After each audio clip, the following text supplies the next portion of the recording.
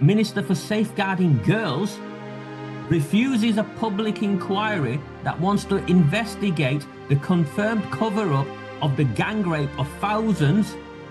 Well, they won't give us a number, will they? So I'm saying thousands because they won't give us a number. This has been talked about across the world on their news channels. We're being spoken about now across the world as if we're a third world banana republic. We are. Yeah. I've worked in third world banana republics. Yeah. Well, how are we better, Nick? How are we better? Yeah. If this was happening in another country, the UK Parliament would be talking about putting sanctions on that country until they stop raping their own children. That's what we'd be doing if it was a different country. So we need some countries saying that in their parliaments about us. We have facilitated, as a country, as a government, our government has been active partners in the facilitation of the gang rape of hundreds of thousands of children, working class children, over decades in exchange for what? Power, votes, maintaining a myth of how a multicultural vision that they try and portray actually is not working on the ground? I think they've done for coming to those conclusions. I think they've done it for a much more simple, cowardly answer.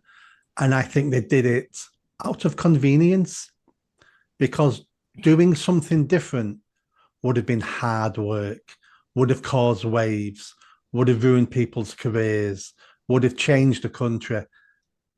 And it's easier just to continue with the status quo and not rock the boat. And everyone who did that's a coward. Yeah, coward is the right word. Complicit. Yesterday, 300 and more Labour Party MPs whipped, Nick, whipped to say you can't vote for a public inquiry into the cover-up of the gang rape of children.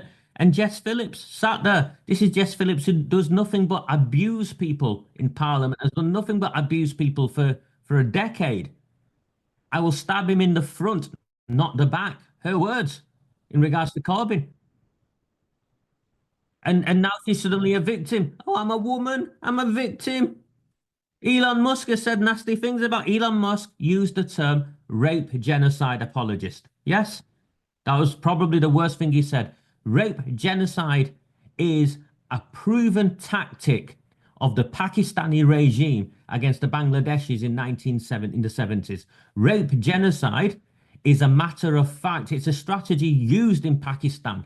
It is culturally embedded in the psyche of that nation, that their men were sent out to go and try and breed, infect the breed of another race and commit genocide. Matter of fact, The Guardian reported it. I put a link up of a Guardian article from a few years ago. The Guardian reported, was it between 300 and 400,000, and those are conservative estimates, women who were repeatedly gang raped, girls as young as 9 taken to camps. This is a matter of fact. This is a strategy used by Pakistan. It is in their culture. Yeah, and it was actually approved by religious leaders in Pakistan and political leaders, calling these women war booty. And if you take women as slaves as war booty, you can rape them. All this is documented from the 1970s. The clerics in Pakistan encouraged it by saying the Bengalis as a race are not really Muslim. They are inferior Muslims. They've been infiltrated by the Hindus and the customs from the Indians. And the reason why it's relevant, Nick, I'm not giving people a history lesson, is that these are the very same arguments used by men who were convicted that we know about, who gang raped these white girls. They are less worthy than us. They are trash. They are whores. They are, they are asking for it. It's their culture. It's their religion, So it's the very same. And Nick, I spent my early career working in working class white communities where we tackled prejudice in an old fashioned way. Yeah. And we talked about how and there were anti-racist programs, government programs, all of that. Why are we now too afraid to tackle what is clearly racist attitudes embedded in some of our ethnic minority communities that has led to the conditions that facilitated the gang rape of tens of thousands, hundreds of thousands of working class white girls? Where is the government intervention? Cowardice again. Cowardice. We've not had any decent leaders, I don't think, since Thatcher. Everyone has been a career politician. And when you're a career politician, all you care about is your career. Hence why you're a career politician. You're just looking to climb that greasy pole. And Jess Phillips is a great example. Jess Phillips is a gobby cow. She's been going on for 10 years about violence against women and girls, criticizing everybody. She's called people rape, genocidal rapists. She's used a term that Elon Musk used against her. She's called people that.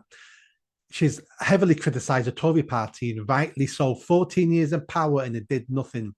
But the second she gets into power, the second she's got her hands on the levers of power and she can do something, she goes, oh no, my career is more important now. It gets worse because not only does she deny it, then she tries and say, oh, you can do a local investigation.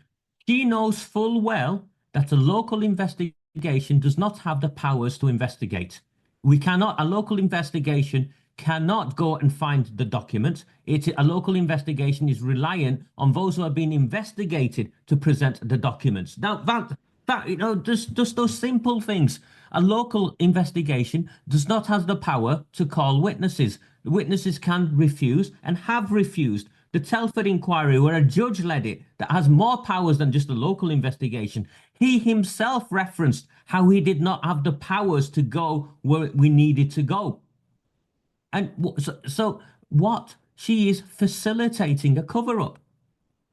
She is facilitating a white woman, and I say a white woman because people have racialized this and said it's the Muslims, it's the Asians. This is more than just about community relations. This is more than just about a race perspective. This is about power and maintaining power. This woman, Minister for Safeguarding Girls, refuses a public inquiry that wants to investigate the confirmed cover-up of the gang rape of thousands. Well, they won't give us a number, will they? So I'm saying thousands because they won't give us a number. If the number was low, they'd confirm the number, wouldn't they, Nick? If the number was 5, 10... It's at least 100,000 girls over the last 40, 50 years. It's at least 100,000 girls. And she won't. And then what happened was the politicians picked up on it, and the survivors from other places, and I respect that. And they saw, oh, they've made progress in Oldham. Not stop to think how we've made progress in Oldham and what the journey we've been on. And said, oh, what about Telford? What about Rotherham? What about Bradford? What about Newcastle? Nick, as a father, how can I look at them and say, this is about us and not about you? I can't. This is about all of us.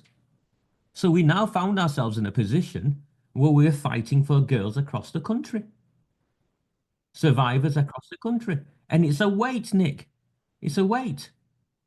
Do you think Jess Phillips is going to survive this? Jess Phillips will survive this. Because if Jess Phillips goes, it's all topples. We released a dossier of evidence, compelling evidence, on the role Jim McMahon played in the cover-up. He is now a government minister.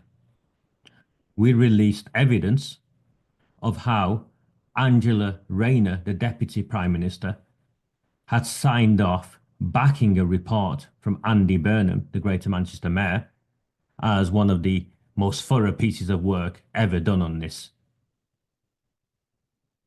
On Commons letter-headed paper. She is part of the cover-up. Debbie Abrahams, the MP, she on the Home Affairs Select Committee or something now, or some sort of powerful government committee she chairs. She had me, or tried to have me arrested. I was questioned under caution by Greater Manchester Police as a result of a series of doctored social media posts that she submitted as evidence.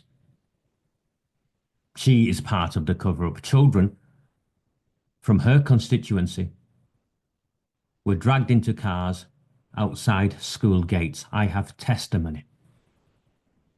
She is part of the cover-up. She would rather talk about Kashmir and Palestine rather than working class girls in her own constituency.